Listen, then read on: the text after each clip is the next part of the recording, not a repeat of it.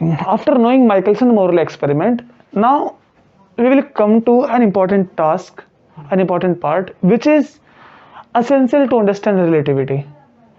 देखो, हमारे लिए और आइंस्टीन का भी यही कहना है कि अगर आपको रिलेटिविटी समझनी है तो टाइम को समझना बहुत जरूरी है. Let's we see. Time is essential key to understand relativity. A famous dialogue by Einstein. We have watched in Genius episode. Time is essential key to understand relativity. Okay. अब कैसे है ये essential key, तो इसको समझना पहले. थोड़ा सा हम एक उस पार्ट में जाएंगे जो हमें करना था आगे, लेकिन अभी हम समझेंगे ताकि हमें उसको समझने में मजा आए. देखो क्या है वो चीज ना. हम एक बात अच्छे से जानते हैं, न्यूटन की बात, कि टाइम इज एब्सोल्यूट. पहले इसको समझ लो कि टाइम इज एब्सोल्यूट का क्या मीनिंग है. देखो, ये एक लोकेशन है, किसी एक जगह पर आप बैठे हो. कहां पर बैठे हो? लेट्स वी अंडरस्टैंड कि लेट्स वी थिंक कि आप ना अभी इसी कमरे में बैठे हो, तो आपकी पोजीशन जो है वो ए है, और आपका फ्रेंड या कोई भी जो किसी दूसरे शहर में बैठा है, दूसरी जगह पर बैठा है, लेट्स वी से कि वो लोकेशन बी है. अब मैं ये आपसे ये कहूंगा कि जो आप यहां पर आप हो, ये आपका फ्रेंड है, दोनों के लिए स्पेस अलग अलग है. क्यों? तो आंसर है कि एक दिल्ली में बैठा है तो एक मुंबई में बैठा है, तो स्पेस अलग अलग है हमारे पास. साथ ही साथ हो सकता है कि जो दिल्ली और मुंबई में हो, इनके एक्स कोऑर्डिनेट सेम ना हो. हम जानते हैं कोऑर्डिनेट की, अगर दो चौक की बात करते हैं, ये और ये, इसका एक्स कोऑर्डिनेट x1, उसका x2. यहां से देखते हैं, ये 2 मीटर पर है, वो 4 मीटर पर है, तो x1 x2 डिफरेंट है, इसलिए हमने इसको x1 x2 नाम दिया. तो स्पेस जो है वो कैसा है? डिफरेंट है. But what about time? Space को हम कैसे डिफाइन करते हैं? एक्स कोऑर्डिनेट, वाई कोऑर्डिनेट और जेड कोऑर्डिनेट से. ये डिफरेंट है. x1 y1 z1, x2 y2 z2. So let's we just write it. x1 y1 z1, x2 y2 and z2. Space different है. But what about time? Time दोनों के लिए same है. जो मैंने ये बात कही है कि टाइम दोनों के लिए सेम है, इसी बात को ना आप अपने दिमाग से इस तरह समझना जो आपको बताने जा रहा हूं मैं, क्योंकि most of the students time same है इसको कुछ अलग ही तरीके से समझते हैं और उनको लगता है कि वो समझ गए. बट इसीलिए आज आप इसको बड़े ध्यान से समझना और फोकस करके समझना, क्योंकि आपको अब दूसरे वर्ल्ड में जाना है जिसको फिजिक्स समझना कहते हैं. देखो क्या टाइम सेम या टाइम के अलग होने का मतलब है कि टाइम रनिंग सेम, इस जगह पर भी इस जगह पर भी. टाइम दोनों में जो चल रहा है, रन कर रहा है, वो सेम स्पीड से रन करता है. टाइम रन करता है, ये बात ना हमें हजम नहीं होती है. Let's we think again. मानो कि एक आपका फ्रेंड जो कि किसी जगह पर काम कर रहा है अपना, या सपोज करते हैं मिरर वर्ल्ड को. मिरर वर्ल्ड में क्या होगा? अगर आप शीशे के सामने जाते हो, आप अपने बालों को ऐसे करते हो, तो इंस्टेंट आपको शीशे में दिखाई देगा ऐसे ही होगा. शीशे में आप बोलते हो hello my name is this, तो उसमें वही निकल के आएगा. जैसे आप बोलोगे तुरंत उसमें भी एकदम सेम रिएक्शन आएगा, because it is mirror world. ऐसे करके मोशन हो रहा है, उसमें भी सेम उसी रफ्तार से मोशन होगा. लेकिन एक ऐसे दुनिया की बात करते हैं जहां पर मोशन अलग रफ्तार से होता है. तो आप कहोगे कि अगर एक में मोशन ऐसे करके हो रहा है तो एक में ऐसे हो सकता है, स्लो मोशन में, जैसे पिक्चरों में होता है. ठीक है. अच्छा, अब समझना हमको फिजिक्स को कैसे समझना है. जो हमारे लिए ये मोशन का चलना था ऐसे करके, मेरे जो पैरामीटर मूव कर रहे हैं, लाइक मेरा हैंड मूव कर रहा है, मैं बोल रहा हूं आपसे, हाँ, तो जो भी एक्शन ये हो रहा है वो एक्शन मुझे कैसा दिखता है? तो आंसर है मुझे दिख रहा है कि जो उसमें टाइम लग रहा है वो कैसा है. तो मैंने नोट करना, मैंने बोला 3 सेकंड लूंगा, मैं क्या बोलूंगा? पी यूज 3 सेकंड में वर्ड आपका मैंने नाम बोल दिया. पीयूष। तो आपने बोलने को देखा, नोट किया, पीयूष। अच्छा, इसी वर्ड को अगर कोई मुंबई में जाके बोलता है तो भी सेम बोलेगा, पीयूष। पीयूष 3 सेकंड ले लिए, अच्छा दिखता है, ठीक है। मार्स पे जाके बोलो पीयूष, सेम दिखता है। जुपिटर पे जाके बोलो पीयूष, सेम दिखता है। अगर इसी बात को लेके आप किसी भी जगह चले जाओ, किसी भी स्पेस पर, किसी भी स्पेस का मतलब गैलेक्सी के किसी भी कोने में, तो 3 सेकंड में आप यही वर्ड बोलोगे, पीयूष। ओके, 3 सेकंड में आपने ये वर्ड बोला, आपने नोट किया। अच्छा, तब क्या होगा अगर कोई एलियन, कोई ऐसा इंसान जो आपके सामने आता है और वो 3 सेकंड में यही वर्ड बोलता है, लेकिन बोलने का तरीका डिफरेंट है। सुनो कैसे, पीयूष। अब उसका ये जो बोलने का पैटर्न था वो एक्सटेंड हो चुका है। देखा आपने, टाइम कितना लिया, 3 सेकंड, उसने भी 3 सेकंड, आपने भी। लेकिन जो उसका 3 सेकंड था, उस टाइम आपके लिए वो 6 सेकंड बन गया था आपकी दुनिया में। समझना, जब तक वो एलियन ऐसे बोलता है पीयूष, तब तक आप 2 बार पीयूष बोल देते हो, पीयूष पीयूष।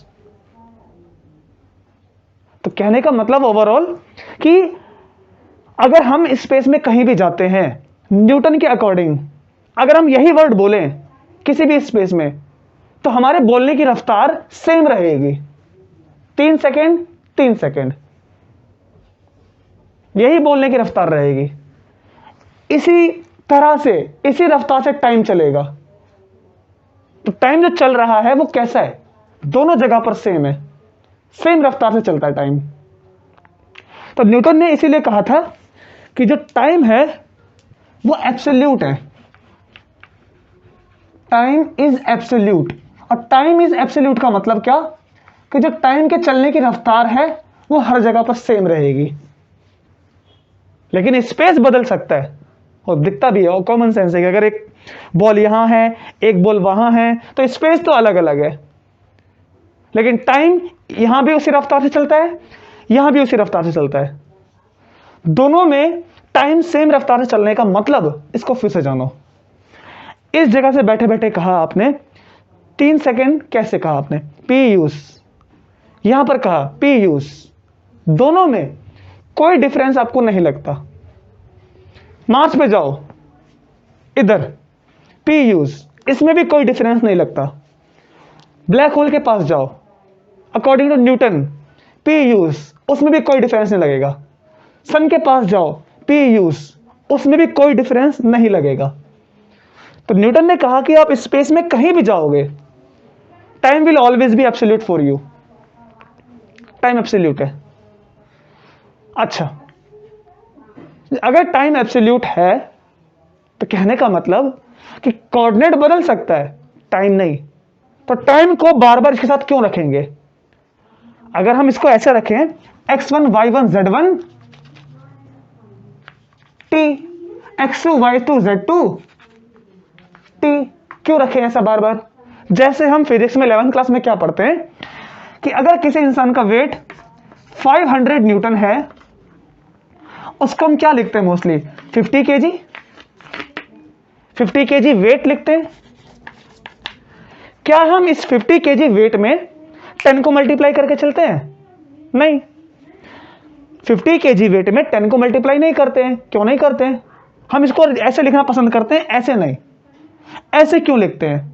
क्योंकि एक्सेलरेशन ड्यू टू ग्रेविटी हर जगह अगर सेम है तो उसको बार बार मल्टीप्लाई करके लिखो, मल्टीप्लाई करके लिखो, मल्टीप्लाई करके लिखो, वो रूल बेकार है। हम इसको ऐसे लिखना पसंद नहीं करेंगे, ऐसे ठीक है। इसी तरह से जब इंसान का वेट अलग अलग होता है, लाइक 60 kg वेट, तो हम इसको 60 kg ही वेट बोलते हैं। ये नहीं बोलते कि तुम्हारा वजन 600 न्यूटन फोर्स है, क्योंकि हम जानते हैं वेट इज ए फोर्स। फिर भी हम उसको केजी में बोलते हैं। कितना वेट है? 60 kg। कितना वेट है? 80 kg। कितना वेट है? 70 kg। गलत बता रहा है वो तो, उसको 600 बोलना चाहिए कि मेरा वेट 600 न्यूटन है। 500 न्यूटन है, 700 न्यूटन है। ऐसा क्यों नहीं बोलता वो? क्योंकि ऐसा बोलना हमें पसंद नहीं, क्योंकि हम जानते हैं 60 kg बोलेंगे, उसको वाकई में वेट जानना हो तो इसके अकॉर्डिंग वो जान जाएगा 10 से मल्टीप्लाई करके। अब इन दोनों का कोऑर्डिनेट अलग अलग है, ये बोलता है मैं दिल्ली में हूं, वो बोलता है मैं मुंबई में हूं, ठीक। अब दोनों ये बात नहीं बोलेंगे कि तुम्हारी टाइम की रफ्तार अलग है, टाइम की रफ्तार अलग है। केस को ऐसे समझो जैसे मानो अगर आपके दिमाग में क्वेश्चन आ सकता है कि सर हम दिल्ली में हैं, एक अमेरिका में है, उसके वहां पर दिन जो होता है तो हमारे यहां पर रात होती है, उसकी घड़ी पहले से उसमें पहले 3 बज रहे हैं तो यहां पर 5 बज रहे हैं। ये वो घड़ी नहीं है जो आप इसमें मेजर करते फिजिक्स में। क्लॉक वाली बात नहीं कर रहा मैं, क्लॉक अलग चल रही है। देखो डाउट आ सकता है मन में कि 3 वहां बज रहे हैं तो 5 यहां बज रहे हैं, किसी जगह 6 बज रहे हैं तो यहां पर 4 बज रहे हैं। ये आ सकता है मन में आपके डाउट, ऑब्वियस है आएगा। टाइम का जो टिक है 3 सेकेंड, 1 सेकेंड, 2 सेकेंड, 3 सेकेंड, इन 3 सेकेंड में जो आपका मोशन का पैरामीटर है वो उस रफ्तार से चलेगा कि नहीं। देखो कैसे, पी यूज, मुंबई में जाओ, अमेरिका में जाओ, उसी 3 सेकेंड का पैरामीटर मोशन का कैसा रफ्तार है, पी यूज। अमेरिका में जाओ, उसी 3 सेकेंड में मोशन का रफ्तार कैसी है, मोशन की रफ्तार, पी यूज। सन के पास जाओ, वही 3 सेकेंड, पी यूज। तो ये वो पैरामीटर है जिसको हमें समझना है कि टाइम एब्सोल्यूट है। ये वो टाइम नहीं है क्लॉक वाला जो आप समझ के चलोगे कि वहां पर 3 बज रहे थे यहां पर 6, नहीं। टाइम के चलने की रफ्तार कैसी है। अच्छा, तो अगर हर जगह पर टाइम के चलने की रफ्तार सेम है तो टी टी क्यों लिखेंगे? इसीलिए हम न्यूटन के वर्ड में टाइम को 4th डायमेंशन नहीं मानते हैं। बट अगर हम आइंस्टीन को समझते हैं तो उन्होंने कहा था कि जो थ्योरी ऑफ रिलेटिविटी है, मतलब कि आइंस्टीन की स्पेशल थ्योरी ऑफ रिलेटिविटी, उसको समझना हो अगर तो टाइम को समझना जरूरी है। इसमें टाइम को समझना जरूरी नहीं क्योंकि टाइम हर जगह सेम है, तो हम बार बार टाइम को कंसीडर नहीं करेंगे। समझ में आ रही बात ये कि इसमें तो टाइम को समझना जरूरी नहीं है क्योंकि इसमें बार बार टाइम आएगा, एक ही टाइम है। एक ही टाइम का मतलब कि टाइम के चलने की रफ्तार, टाइम के चलने की रफ्तार एक है, एक ही जैसी है, तो उसमें टाइम कोई मायने नहीं रखता। उसमें जो टाइम दिल्ली में होता है उसके लिए वही टाइम मुंबई में उसी टाइम से बीतेगा, वही टाइम से उसका मोशन चलेगा, गाड़ी का, बोलने का, एवरीथिंग। आर्टिफिशियली मत बनाना कि मैंने धीरे बोल दिया, मूवी में ऐसे चल रहा है हीरो, वो अलग चीज है। टाइम के चलने की रफ्तार समझनी है आपको। अच्छा, जब आइंस्टाइन की स्पेशल रिलेटिविटी आती है ना, सबसे बड़ा टास्क और सबसे बड़ी प्रॉब्लम ये होती है, वो डिफाइन करते हैं स्पेस को ही नहीं, स्पेस टाइम को। अब थोड़ा समझने में दिक्कत आएगी क्या? अभी हम समझ रहे हैं कि टाइम को लेना जरूरी नहीं है, और आइंस्टाइन ऐसे लिखते हैं। आइंस्टाइन की अगर वर्ल्ड की बात करें तो वो ऐसे लिखेंगे, वो ऐसे लिखेंगे x1 y1 z1 t1 x2 y2 z2 t2। अभी तो कुछ देर पहले बात किया कि t1 और t2 इनके चलने की रफ्तार न्यूटन के वर्ल्ड में सेम होती है, तो आइंस्टाइन इसको क्यों लेके चल रहे हैं? क्या उनके वर्ल्ड में चलने की रफ्तार अलग अलग है? तो कैसे है ये समझो। जो पैरामीटर अभी हमने समझा टाइम के चलने की रफ्तार, let's we see once again. Delhi में 3 सेकंड बिताने हैं तो कैसे बीतेंगे? P use. अमेरिका में बिताने हैं, पी यूज। ब्लैक होल के पास बिताना है तो वो टाइम चलेगा ही नहीं, मोशन का पैरामीटर का क्या होगा वो वायलेट हो जाएगा, बाद में समझना। समझो पहले क्या है, टाइम को अलग अलग कैसे चल सकता है। देखो वही 3 सेकंड है, 1 सेकंड, 2 सेकंड, 3 सेकंड, तो आप कहोगे कि मेरा 3 सेकंड इतना सा है, उसका 3 सेकंड इतना बड़ा है। ओके, अब समझने में थोड़ा डिफिकल्टी आने वाली है। देखो कैसे, 3 सेकंड 3 सेकंड दोनों के पास है। 3 सेकंड में आपको वो रेस जीतनी है। यहां से चल के 3 सेकंड में इस पोजीशन से इस पोजीशन पर आपको पहुंचना है। Start finish.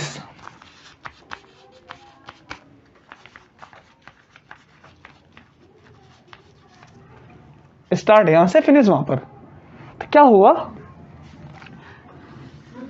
कि यहां पर एक मिरर वर्ल्ड है। यहां पर एक इंसान ए है, यहां पर एक बी है, वही इंसान है सेम, वही इंसान है सेम। मानो कि एक अर्थ है, पैरेलल अर्थ, पैरेलल यूनिवर्स हमने बहुत सुना है। एक अर्थ ये, एक अर्थ ये। उस अर्थ में एक इंसान मानो अज्यूम करते हैं, वो यहां वो यहां, दोनों सेम काम करते हैं। हो सकता है कि आप जैसे आप बैठे हो वैसे दूसरा कोई ऐसे ही बैठ रहा हो, पूरा इवेंट सेम हो रहा हो। कहने का मतलब जैसे कि हम एक साइंस फिक्शन पिक्चर देख रहे हैं, मूवी देख रहे हैं। उस मूवी में क्या होता है कि अगर हम यहां पर हैं तो हमारा पैरेलल वहां पर, हाँ सबसे फेमस वो एवेंजर की मूवी जिसमें किरदार है लोकी नाम से, वो अपने एक सारे मल्टीपल रूप कर लेता है। सपोज वो सारे रूप एक जैसा काम कर रहे हैं, अगर ये ऐसा कर रहा है तो वो भी ऐसे फ्लक्चुएट कर रहे हैं, सब ऐसे फ्लक्चुएट कर रहे हैं। वो ऐसे कर रहा है तो सब ऐसे उछाल रहे हैं, ऐसे करके, ऐसे करके। Science fiction movie.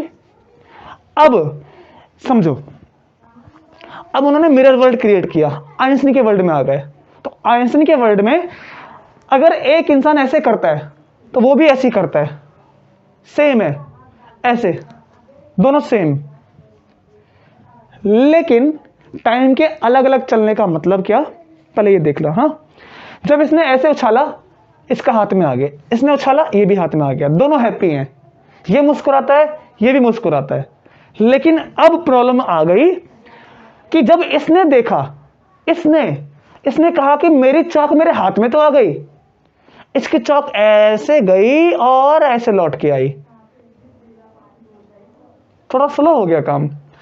जो यहां पर इंसान है उसको लगा कि मेरी घड़ी में ऐसे टाइम बीता है, इसको दिखा कि इसकी घड़ी में टाइम ऐसे बीता है, स्लो मोशन में। समझना बात को। इसको लगा कि इसकी घड़ी में टाइम तो ऐसे ही बीता है, इसी को लगा यहां से कि इसकी घड़ी में टाइम ऐसे बीता है। ये एक सिचुएशन जब इसको हमने देखा। अब इसकी बात करते हैं। इसको लगा कि इसकी घड़ी में टाइम ऐसे बीता है, यहां से उछाला ऐसे बीत गया। इसको अपना टाइम ऐसे लगा, इसको इसका टाइम लगा कि इसकी चौक ऐसे गई।